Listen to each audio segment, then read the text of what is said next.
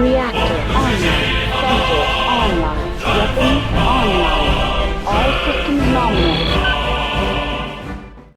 Hello and welcome to today's mech review. Today we're going to be looking at the premier Gunslinger mech in 40-ton range.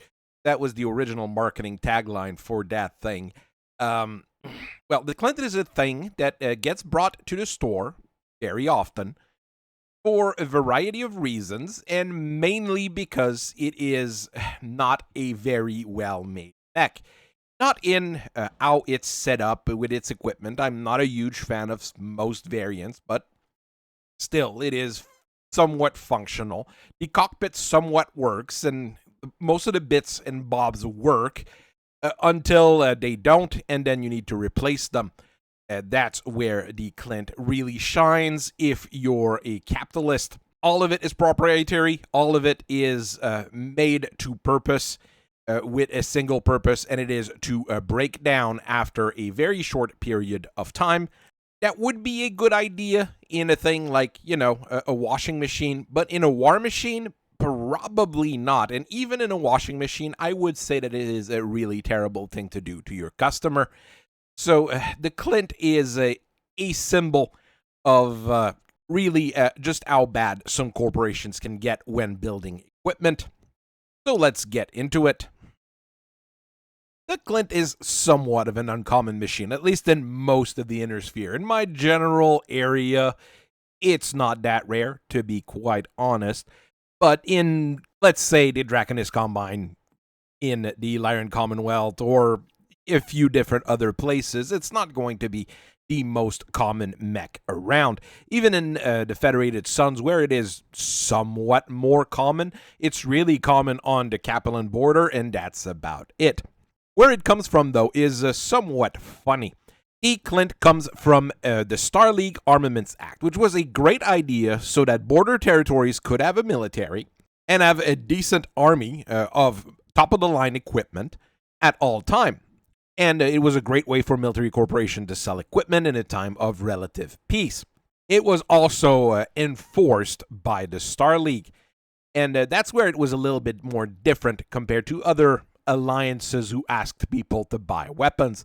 On Old Terra, you had NATO, which was a North American or the North Atlantic Treaty Organization. I think that's what it was called.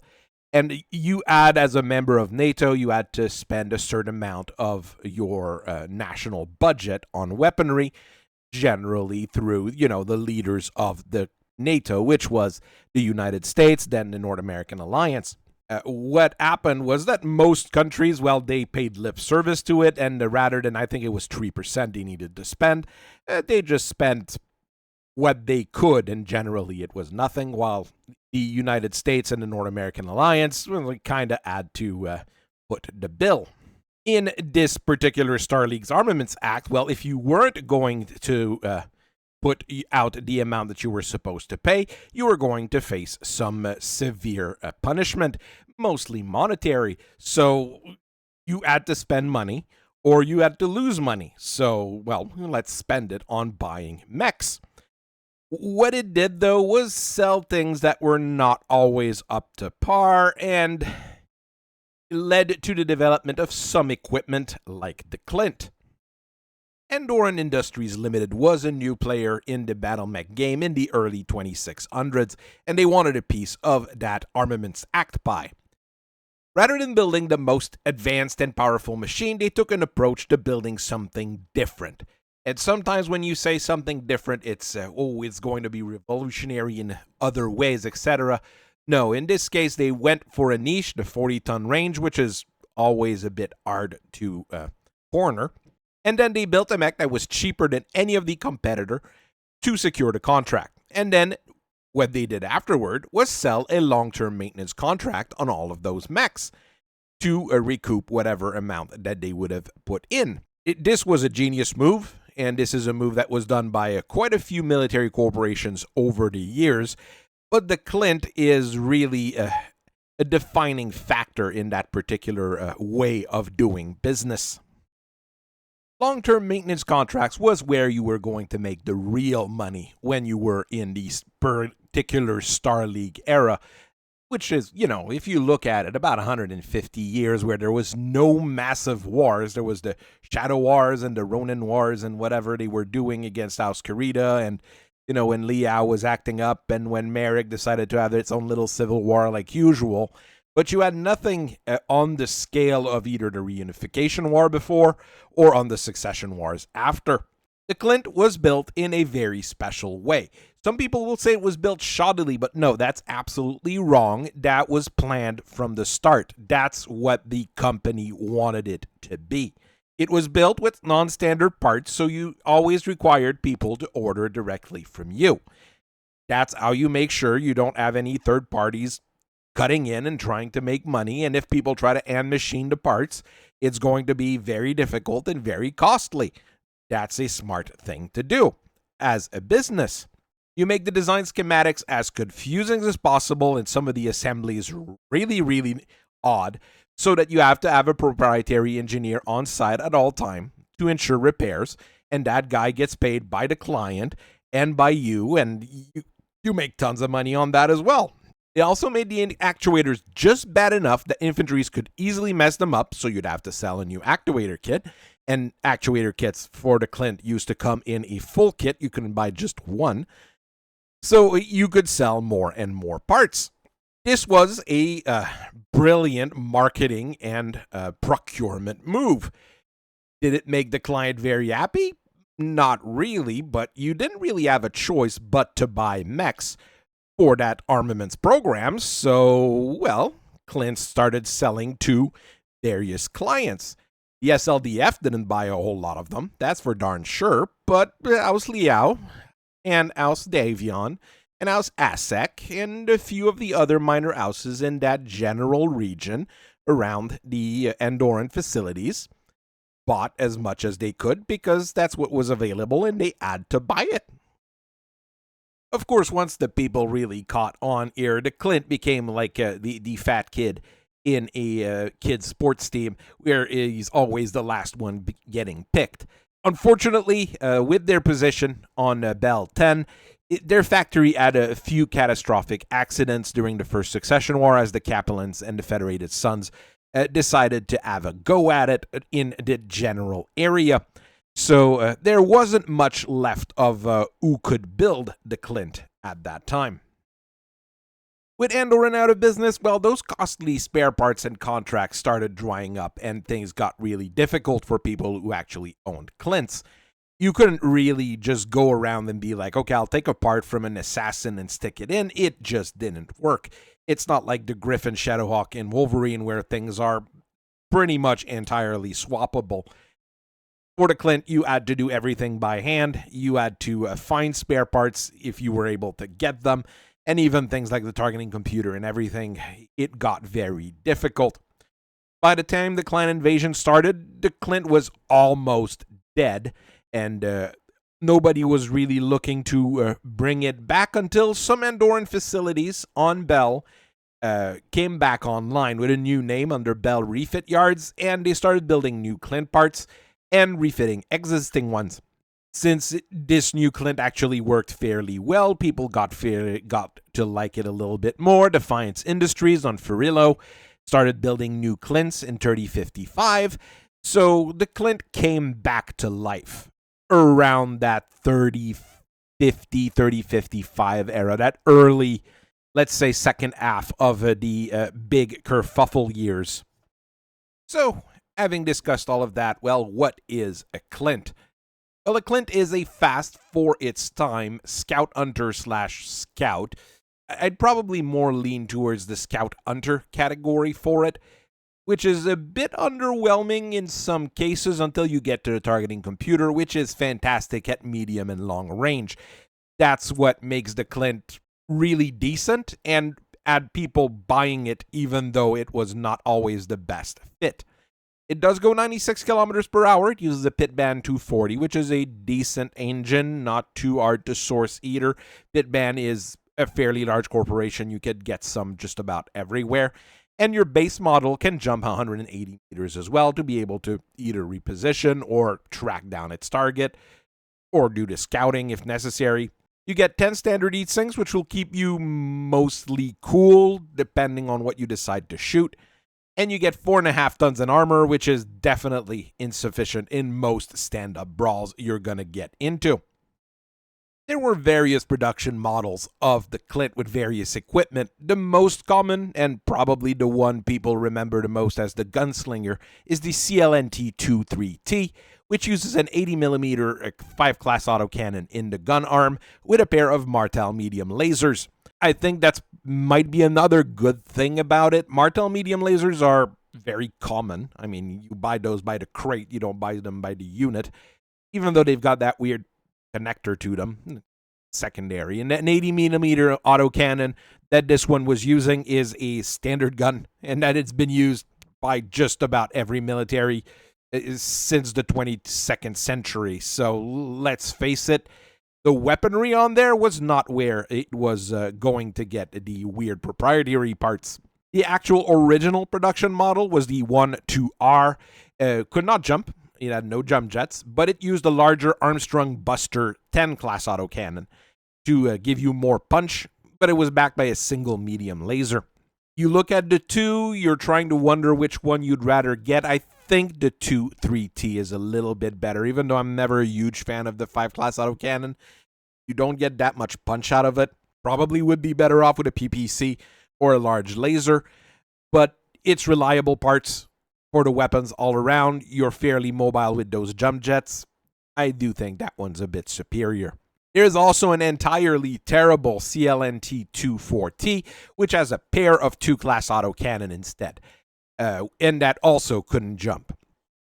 So this one is entirely terrible. You get range, but what you're shooting is a bunch of stiff breeze, so you're not going to do anything reliable with it. By the end of the Succession Wars in general, the Capitol Confederation Armed Forces was the unit and the army with the most Clint service. And by 3050, well, they introduced a new standard with the CLNT-23U. I have mixed feeling about this one. There's a few things that I would have done differently, but I really like replacing the AC-5 with an ER-PPC. It gives you very good long-range punch. It doesn't have a minimum range. And with your double heat sinks, you're going to be able to keep shooting it at least a decent amount. In the torso, you replaced the medium lasers with medium pulse lasers, and those are the Inner Sphere brand ones, which are entirely terrible because they have the range of long-range spitting, let's say. Those I would probably have kept as regular medium lasers and have put more armor on. We'll see more about that later. This one was popular enough that the Federated Commonwealth actually bought a few of them, and they fixed a whole lot of their basic Clints to that new standard, and anyone that were damaged or destroyed, well, they grabbed them, brought them to Bell, and got them fixed back up to this new standard. So the original Clints with the AC-5s are pretty rare nowadays. The most of them that you're going to see are going to be that 3U model, which is very functional. Let's go with that. From that point onwards, well, everybody else that was starting to build Clint were starting to do the fix what is actually broken with the Clint rather than improve on it. You get a full rebuild of the design in 3062 with the CLNT-5U from Defiant, and that one was built for the Lawrence Alliance Armed Forces. But even before that, when Defiant was building new Clints from 3055 onwards or so, a lot of it was part compatibility, simplifying the internal designs, simplifying the linkages. It was to make the Clint easier and easier to repair and easier to use. But the 5U, you basically add most of that ironed out. What you add, though, was a light fusion engine, which is quite a bit more expensive, and the body was made of steel, which is really good. Having a new chassis for the Clint means that if you get a Clint with that chassis, you get 2 extra tons to play with mostly. The actuators are mostly fit. It uses standard parts as much as they could. And for weapons, you have an ER large laser and a trio of ER mediums. So you do get a very decent punch at the trade-off of running rather hot. Maybe in this case, using standard rather than ERs would have been better. Hard to say. On top of that, you get a C3 slave unit in case you've got a C3 master floating around. and a tag laser to guide missiles and artillery shots. So it's a all-around very decent scout and raider. There is a Kaplan upgrade kit for the 3U, which is the 3UL, which came out around 3069. The medium pulse are swapped for ER medium lasers, which I think is a very good idea, and the ER PPC is replaced with a plasma rifles with 3 tons of shooting foam. Part compatibility is enhanced again, rights to repair modifications are done, so all that stuff is built into it. And with a plasma rifle, it's going to do a very nice job, even though you sacrifice a little bit, well, a decent amount actually, on the range. The Thorians did inherit quite a few Clint due to the involvement that they had with the tripartite alliance with the Capellans and Canopus. So with all of those Clint, well, they went with a basic upgrade kit. They use ferrofibrous armor to improve the protection, which is a great idea, and it makes me a lot of money, so I'm very happy about that. And the main gun is replaced with a light AC-5 with 2 tons of ammo, so you can have some specialty ammo and a standard set of slugs. Or, if you're really Torian, you can just bring, a ton of precision rounds and a ton of armor-piercing round and hope for the best. It's not the worst setup. It's not the best setup. I do think that they should bring those in, and we should refit them to other standards. But still, it's a decent idea when you don't know what to do with Clints that you've just got for almost free. During the Jihads, well, the people at Defiant lost their factories on Esperus too, so they needed different ways of making money. So they started building a brand new Clint just for that, the CLTN-6S. You remove the jump jets, and you increase the ground speed to 118 kilometers per hour using a much larger XL280 engine, which is also quite a bit more expensive. The pilot is also squeezed into a small cockpit in order to save even more weight. The armor is upgraded to heavy ferrofibrous, giving you about 21% more coverage per ton, which is a good idea, and it's going to make that particular Clint fairly tough. For weapons, you get a pair of ER large lasers, a pair of ER medium lasers, and a head-mounted ER small laser. So you get lasers for all ranges and quite a lot of eat, but it is rather functional as a raider once again, like the previous Steiner Clint. So due to our proximity to users of the Clint, the people at Flanagan's did come up with our own upgrade kit for the Clint, which we nicknamed the Space Cowboy, or CLNT3UF. That's the one that's how we call it when we put it on a record. The internals are generally taken from Modern Clint, which means you've got parts compatibility. A lot of them come from either the Torians selling them to us or bringing them in for repairs, or some people in House Liao that brought them in because they were scrapped and they just wanted some money out of it. We rebuild them with as good parts as we can, basically. The main gun remains an ER PVC like on the 3U, but we replace the medium pulse lasers with ER medium lasers. The armor is upgraded to ferrofibrous because we make the stuff in large amounts, and you get 2 extra tons tacked on for good measure. This makes this particular version of the Clint, well, quite survivable and a very decent raider/scout. It's going to run you fairly hot because even with 10 double heat sinks with all of those ER weapons, it's not always the best. Bracket fire if necessary, or just don't shoot everything and jump at the same time. I know it's hard for some Mechwarriors to understand that, but this is what we usually sell. Can we get clan gear on this? Yes, we can arrange that. It'll be quite a bit pricier. But with a Clan ER PPC and 2 Clan ER medium lasers, you even get extra weight saved where you can put an extra heat sink in. And with Clan Ferrofibrous, you get a little bit more armor once again. Not a terrible trade-off. The actual newest standard, though, is the 3109 Clint 4T. Which basically ironed out all of the previous problems by using standard parts from other mechs like the Cadaver and the Brahma. Where it's a bit weird is that it uses reflective armor instead of ferrofibrous. I don't build reflective armor, so I don't like that. That's about it. Reflective armor can be quite good It doesn't take up that much room. It's got almost as much protection as a standard armor, except if something gets close to you and starts punching you. So it is not bad. What you get as weapon is a pair of medium X-pulse lasers. You get far more EAT, but you get decent range on pulse lasers, and an LB5X autocannon with a single ton of ammo, which is not enough to have a ton of clusters and a ton of slugs. Would I have gone with ER medium lasers instead? Probably. I'm not the one who designed that thing. I actually know the guy who did. We spoke once. But still, I have respect for him, so it's fine. There is a strange thing in regards to the Clint, though, that a few of them actually made their way to the Kerensky cluster. The SLDF hadn't bought a whole lot of Clints, but I guess they had a couple in stock, and when they left with the Exodus, they just brought them with them. From there, Clan Snowraven started to rebuild a few of them, and actually built brand new ones, starting around 2842.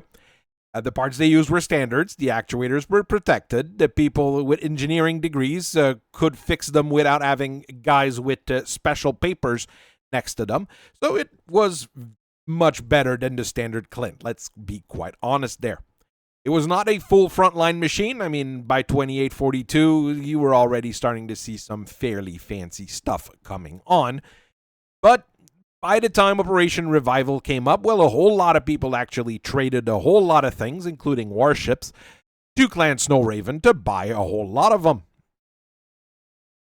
The Clint IIC goes about the same speed using an XL 240 instead of the standard 240. So you get 96 kilometers per hour, you get 6 jump jet to jump 180 meters. So overall, it's still a Clint. Your main gun is a large bore LB-10X, so I do have a feeling that a lot of the Clints that were brought over were that model with the big gun rather than the AC-5, and you get 4 tons of ammo, so you can easily split to have 2 tons of clusters and 2 tons of slugs or whatever you want. And with that kind of ammo, you're going to be able to stay in the field quite some time. In the torsos, you have a pair of ER medium lasers, which give you very decent punch. Those are clan ones, so you get good range and good damage. But it will tax the cooling system, which is made of 10 single-strength heat sinks. You get 7 tons of armor, which is really good on a mech that size. And, well, this is basically what the Clint would want to be if it could be. The LB-10X is a very nice gun, yes, but at 10 tons... it easily is swapped for other 10-ton weapons like an Hyper Assault Gauss 20, a Rotary AC-5, an Ultra AC-10. There are actually other options as to what you can put in that gun arm if you've got an engineer and a little bit of time. While there is no other official variant of the Clint IIC, you will see people having toyed around with them, and the single-strength heat sinks being replaced with double heat sinks is, well, it's not the easiest thing to do ever. You do need a decent mech bay, but I have seen a number of them being refit with double heat sinks, and I've seen some with ferrofibrous armor, and I've seen some... It's a common enough mech that there's a lot of different variations to it. The Clint is really a testament to how much people really want to use battle mechs.